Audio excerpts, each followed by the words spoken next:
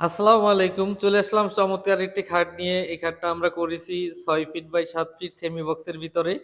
তো ইনশাআল্লাহ এই খাটটা ২ ইঞ্চি সলিড কাঠের উপরে করা হইছে। নকশাটা সুন্দরভাবে আমি আপনাদের দেখাই দিই। তো চমৎকার ফার্নিচার নিতে চাইলে অভিজাত ফার্নিচারের সাথে সবসময় থাকুন।